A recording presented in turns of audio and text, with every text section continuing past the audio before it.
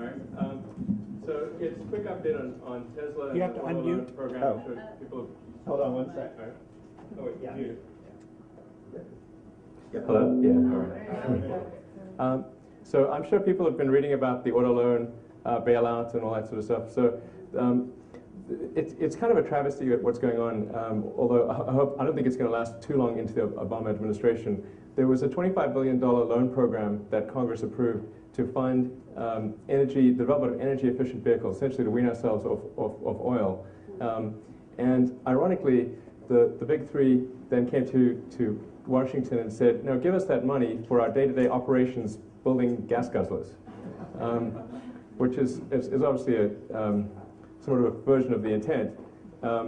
Unfortunately, with the job situation being the way it is, Congress has acceded to that demand and is, from my understanding, currently giving 15 of the 25 billion to the big three to fund their day-to-day operations, which I believe gets them to about February. I'm not kidding. It's not even an exaggeration. Although the Speaker, Speaker Pelosi, has also said that as soon as the new administration comes in, they're going to replenish that fund. So I think it'll be okay. But certainly, if you have the opportunity to express to anyone in DC or in the press the importance of developing clean energy vehicles, please take the opportunity to do so. And in the case of Tesla, Tesla actually is not applying for any bailout funds, although some of the press have mistaken that. What Tesla's done is applied for funding to develop lower-cost mass-market vehicles, and it's essentially the exact intent of the legislation. And so hopefully there's still some money left over to actually do that after the big three have taken what they will take.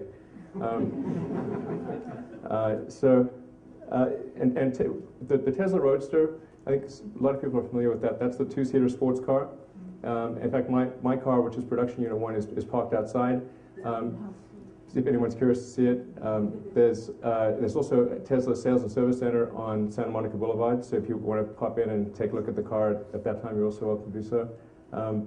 We're about to deliver our 100th production Tesla next week, and that's, interestingly enough, our 100th customer is Sam Perry. If anybody watched when Obama won and Oprah was crying on some guy's shoulder,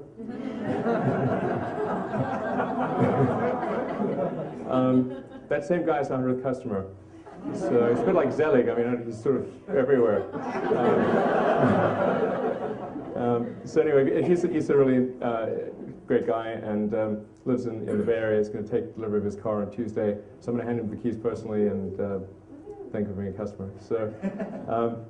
There's an important point about Tesla, which is whenever somebody buys the Tesla Roadster, even though it's a $100,000, $109,000 sports car, and it's kind of a fancy sports car, every penny that Tesla makes goes into development of lower-cost mass-market vehicles. So the company doesn't issue any dividends, nor will it ever.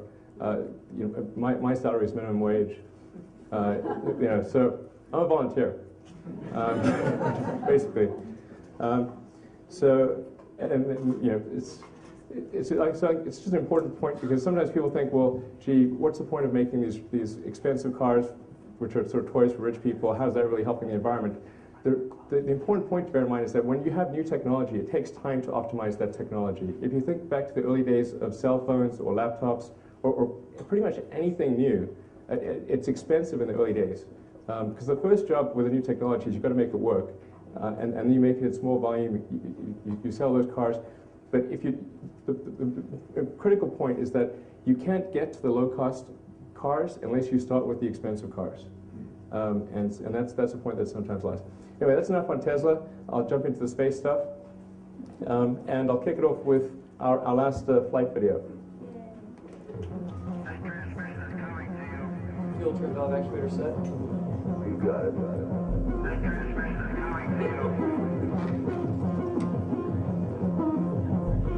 First stage sequence. Deck 1 triggered. Water boost system, it's on.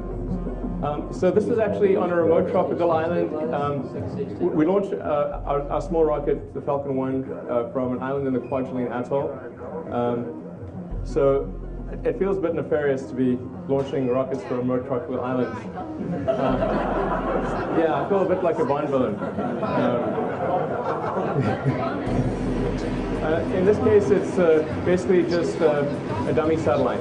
So this is basically the test flight to get to orbit.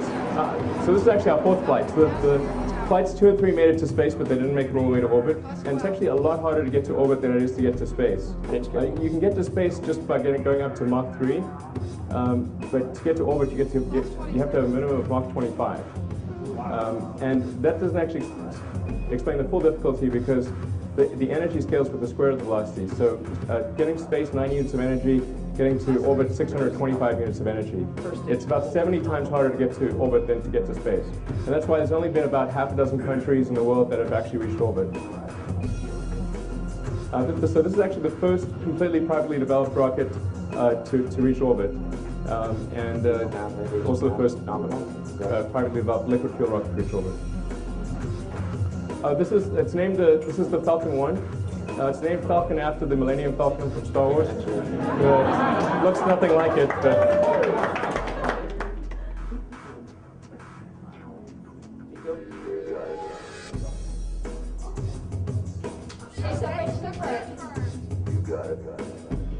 so the music in the background is a high roller from the Crystal Method. Running separation control. I have a question. How do you pick up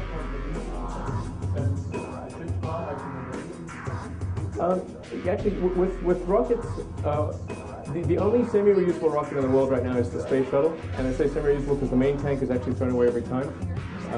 So typically, well really, almost in all cases, rockets are not recovered. They basically re-enter and kind of either burn up or crash into the ocean and sink to the bottom, type of thing.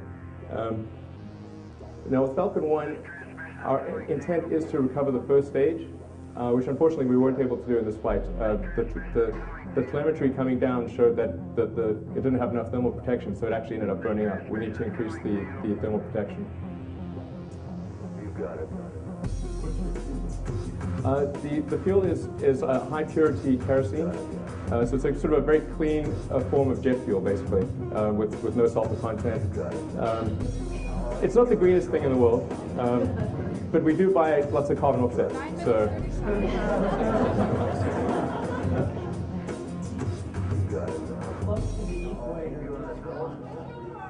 It's 9 degrees north latitude. Yeah.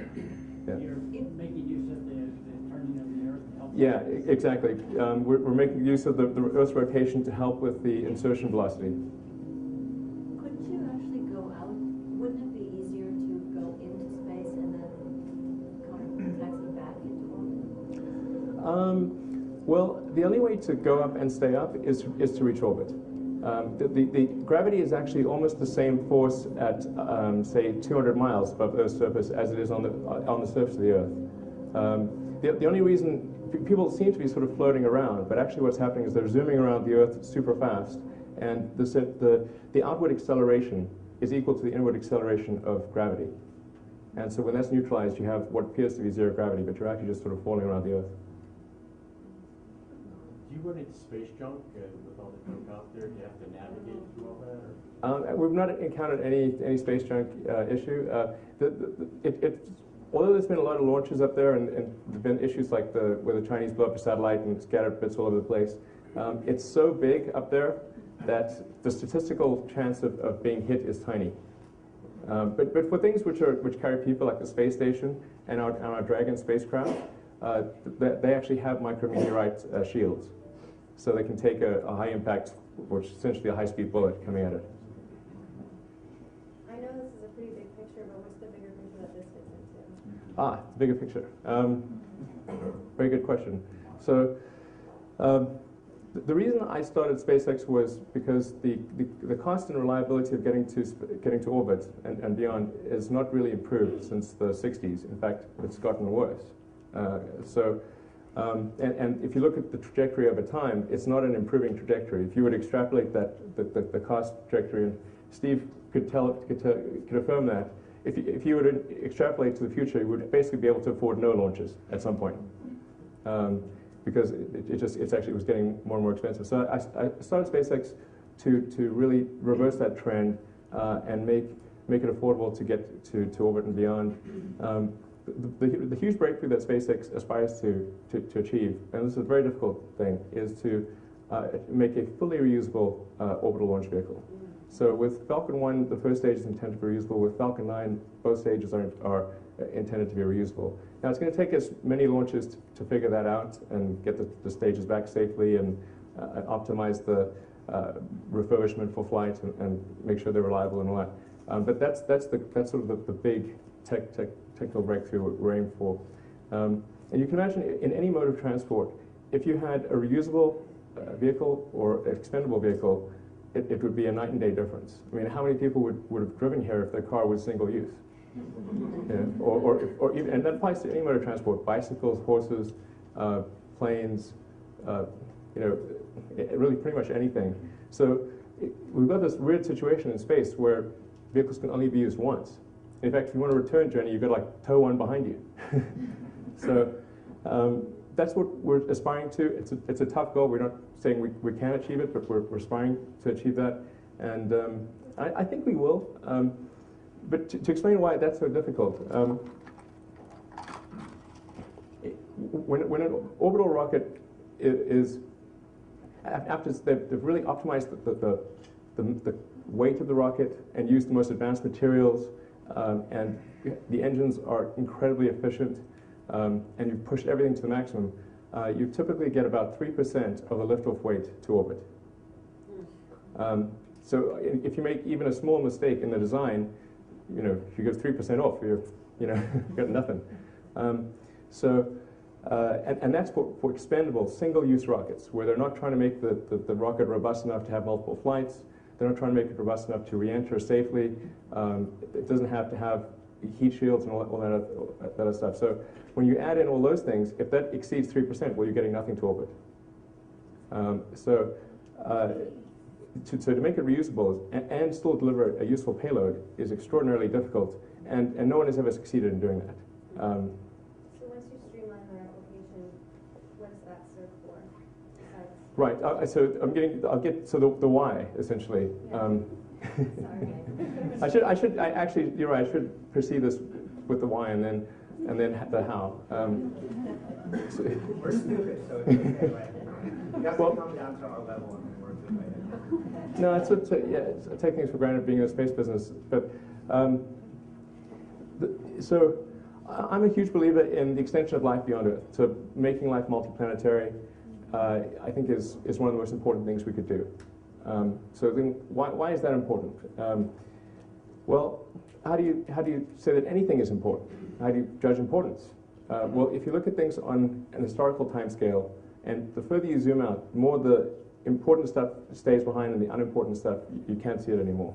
And if you look at the span of life's evolution on Earth, the multi-billion year history of Earth itself, of life on Earth itself, you can really point to about half a dozen major steps on the evolution of life. There's obviously single-celled life, multicellular life, differentiation to plants and animals,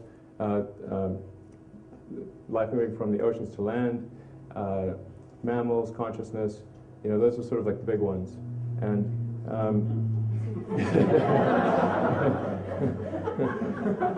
that's why we're here talking. On that scale also would fit, I think, the extension of life to multiple planets, so life becoming multiplanetary. It would be at least as important, if not more important, than life going from the oceans to land. At least oceans to land, you could jump back in the ocean if you got uncomfortable.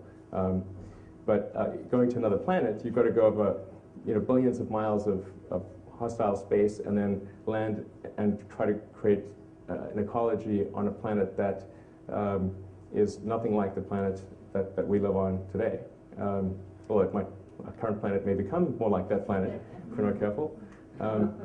But that's so if you have something which arguably could fit on the important scale of the evolution of life itself, then it's reasonable to say it's important and should get some of our resources. And then you say, well, what is some of our resources? Well, probably less than what we spend on Medicare and more than what we spend on lipstick. you can sort of bracket it. So we spent a lot on lipstick, by the way, which I think is great. But if you said, well, maybe we should spend 0.25% of our economic product on the extension of life to another planet, making life planetary. I think that would be like a reasonable number, and that's several tens of billions. So and I think it could be done for that. But a critical element is having that reusable orbital craft. So that's the fundamental breakthrough that's necessary for us to be able to afford to do it at a price that is going to be palatable to the general public. I think that once we are multi-planetary, we'll look back and think about the kind of fuels that we use to get out there in the first place. It's probably going to look silly. What are your sort of wildest ideas about the fuels that we'll be using down the line? Well, my wildest idea about fuels, I think long term, once we, or if we, I suppose, figure out fusion, you're having a fusion, if you can have a compact fusion reactor, that would be the best energy source, and then you need to sort of shoot something out of the back end, which is basically a high energy ion engine powered by a fusion reactor. I think that's pretty much about as good as you're going to get. I mean, theoretically, from a physics standpoint. Sorry? A gravity sail, maybe a solar sail. Yeah, a solar sail is an option. Now, the sun doesn't have a lot of force, because if you stand outside, you don't feel yourself getting knocked down by the sun. But so you need a big sail in space, and it can work, and it's an option. And particularly, if you had, like, say, a cargo ship going from Earth to Mars, where the time of the journey wasn't that big of a deal, then that could be actually a good option. Can you talk about the camera? Yeah, it's pretty simple. I mean, I feel. Hold off on all the film questions. Okay. Do the combined Q&A, because I think that's what we should do. If you want to ask them general, questions about the company or about space travel or whatever, let's get those out of the way, and then we'll do his presentation, and then Steve's, and then we can get them both on and talk about filming in space and that topic. Absolutely. And let me jump to some new additional videos that I've got.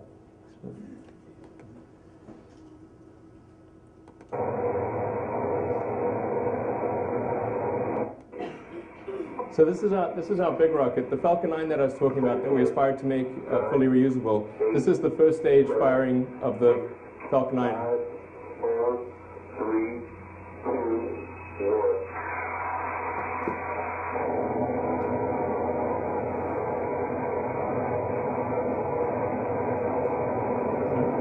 All 9 years. Full 9, full duration. Yeah, it's like a few weeks ago. Yeah. So this is almost a million pounds of thrust in vacuum, which is about 4 times the maximum thrust of a 747. And it's pretty much it's Armageddon down there. You don't want to be standing at the base of that test stand. Tell them how tall the test stand is. Give them scale. Sure, the test stand is a couple of hundred feet. Well, the test stand itself is like 130 feet tall, and then there's about a 100-foot tall stage on top of it. So it's like 230 or 240 feet approximately to the top.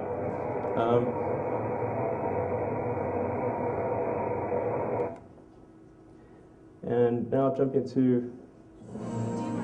So this is like intended for Congress. That's why it's got this music.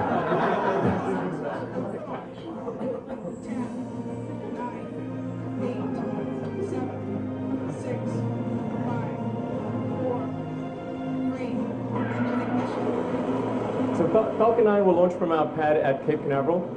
That's launch pad 40 at Cape Canaveral, which used to house the Titan IV. Now, this is not real, by the way. This is simulation. So the contract SpaceX has right now is to demonstrate cargo transfer to the space station and return of experiments to Earth. And what we're hoping NASA will exercise is an option on that contract to also carry astronauts. I think they will exercise that option fairly soon.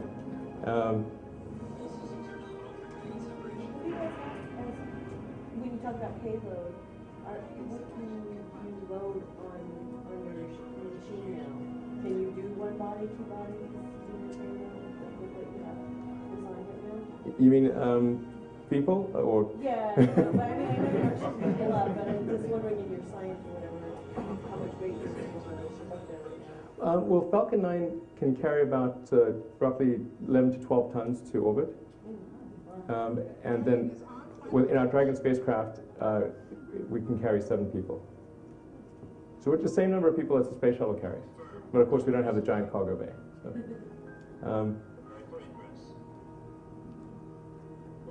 when will that option become valid for NASA to exercise or not?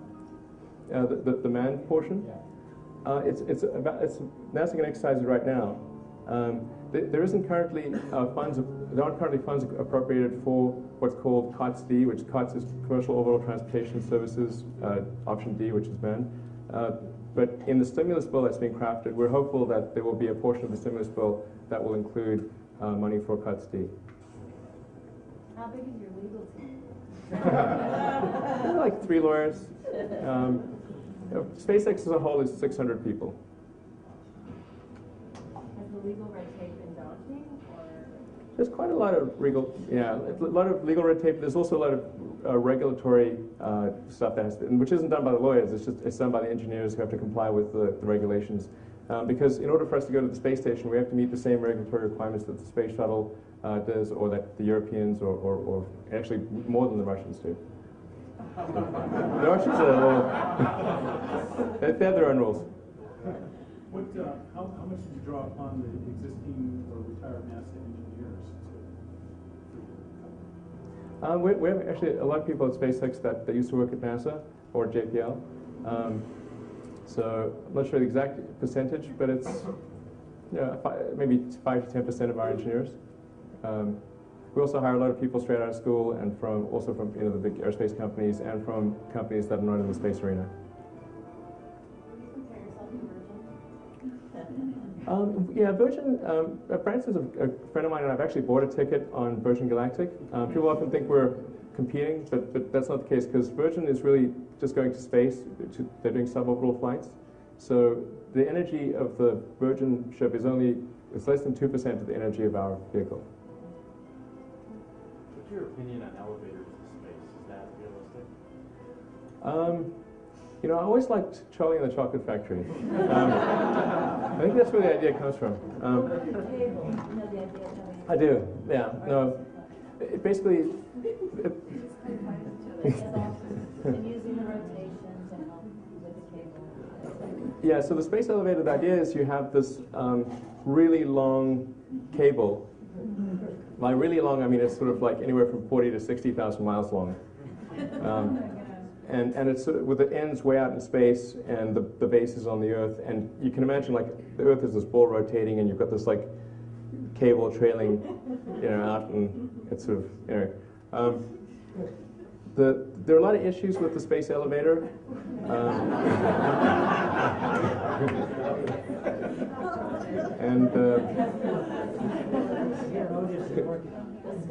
There's a lot of issues, and I mean, this is it also does rely on super strong materials, carbon nanotubes, and until we build, say, a carbon nanotube footbridge, then I think we should not really be thinking too much about building a 60,000 mile elevator.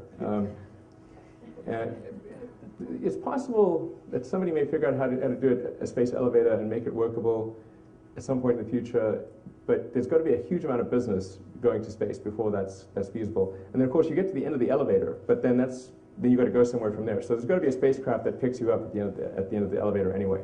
So the elevator is just sort of getting you out of that initial portion of the gravity well. It's not this century. Are there any fuel options that are greener than the kerosene mix that you're using right now? Well, you could use hydrogen and oxygen. That's not a bad choice. Although typically the energy required to create the hydrogen is more energy than was used to get the kerosene. But in principle, if you were to make hydrogen with solar panels, that would be a greener way to do it. But although you know, the rocket's pretty big and whatnot. It's actually only got about the kerosene load of an airliner, because 2/3 of the rocket is actually oxidizer. It's liquid oxygen. So it's you know, think of it like it's an airline flight.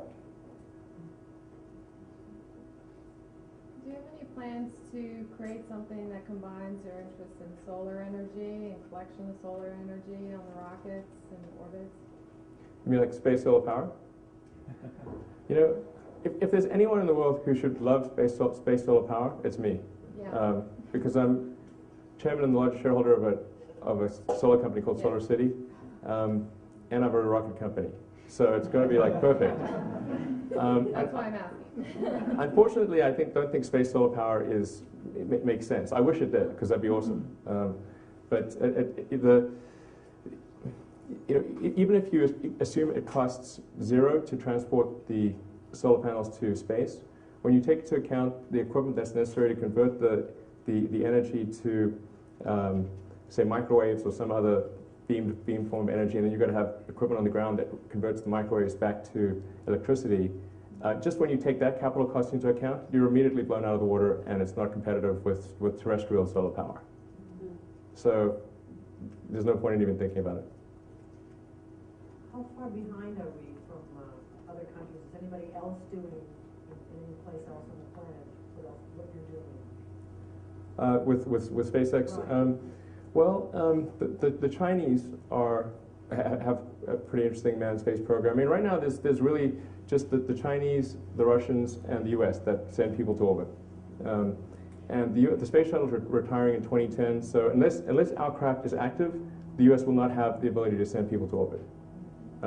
There is a longer-term program that NASA's got called the Ares-Orion project, which is due to be finished around 2015 or 2016, and that's intended to be part of a system that takes us back to the moon. But for about 5 or 6 years there, unless SpaceX is successful, there will be no American manned space capability. So there'll just be the Russians who are charging us crazy. Right now, you see this is really awful. The Russians are charging us over $70 million per seat to go after the shuttle retires. I mean, they got us over a barrel roll and they're doing us hard. I mean, it's really rough. I mean, we'll spend $500 million per year on the Russians just buying tickets for 6 or 7 astronauts to go to the space station per year. But if we're ready in time, and I think we can be, then that won't happen. Our cost per person, even with assuming no reusability, assuming that every bit of it is expended and no refurbishment or reusability, is about $15 million per person. And it's U.S. and the jobs are here and all that sort of stuff. So I think it's kind of a no-brainer. But no-brainers in Washington D.C. don't always. So. What has been the response from Congress? Generally enthusiastic, but there's. Yeah, I mean, I don't know. Hollywood have an amazing way of saying no money. There's like so many different words, but really, they haven't given you any money? Well, we've been given money for the cargo portion, but not for the manned portion. But I'm hopeful, like I said, that the stimulus bill will actually include the funds for the manned spaceflight activity. If it's not in the stimulus bill, I think it's quite likely that it'll be in the financial year FY10 bill, which will get approved around the February or March timeframe. So the government financial year starts in October. So I'm optimistic it's going to happen. It's just a question of what time scale. And for every year that we're dependent on the Russians, we have to send them $500 million. So, and the amount that we're asking for to get this done is $300 million. So, I don't know, it seems kind of ludicrous, but anyway, that's DC. Yeah. So you've never had a mission go up, is what you're saying? You have had missions go up? We've done a Falcon 1, which is our small rocket. Right. We'll be doing our first launch of our big rocket with our Dragon spacecraft next year, and there'll be 2 flights next year. One's a demonstration flight, and one's a NASA flight, and then there are 2 more NASA flights after that. And then there's people in those, or no? No, because we've not had the crew portion of our contract has not been turned on. Okay. So you're saying you're hoping to get the 300 million to be able to... Yeah, to basically add the incremental crew capability. And most of that money is for demonstrating the system reliability. Once you have the technology figured out, what prevents you from having, I don't know, 10 launches? Well, 10 launches a day would be super fast for orbital rockets. Well, but just using economies of scale. We do need to get to the point where we can do 10 launches a day. And one of the design goals for Falcon 9 is that it can go from in the hangar to in the air in under 60 minutes, which would be super, super fast for a rocket, particularly a big rocket. Now, it's going to take several flights before we get there, but as long as we lay the foundation, making sure that the design is capable of that, then we can at least have the possibility of getting to a flight an hour or so in the future. Is your cargo telecommunications satellites or delivery to the space station? Well, for NASA, our current NASA missions are just for delivery of cargo to the space station and return of experiments to Earth. For Falcon 9, so there's Falcon 9 booster and then there's a Dragon spacecraft. Dragon spacecraft goes to the space station. A Falcon 9 booster carries satellites. It'll do Earth observation satellites, and it'll do communication satellites, broadcast satellites, that kind of thing. So we're launching a UK broadcast satellite towards the end of next year, a geostationary satellite. So that really goes pretty far out there, 22,000 miles altitude. Are there sort of developing issues about who controls and manages satellites and sort of the international implications of that and our military? Yeah, so there's a few questions bound up there. Like who controls the satellites?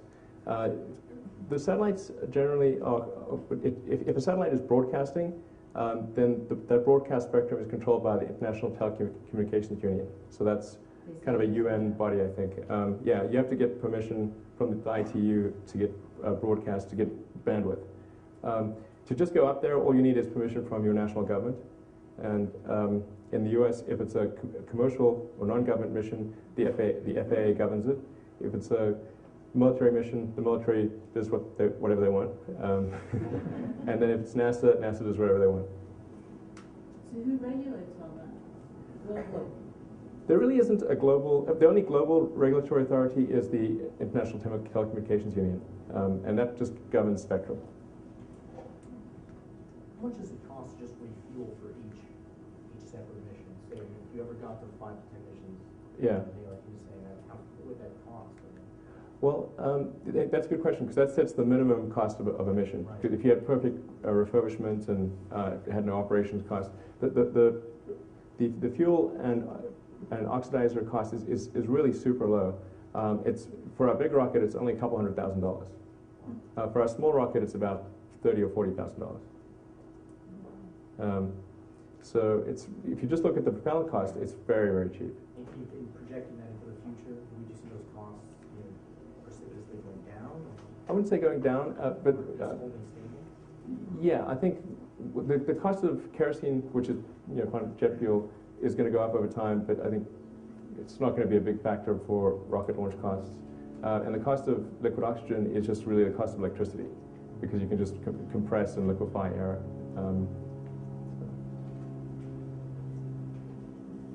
All right, well, good? Yeah. I think that's it. So thank you very much.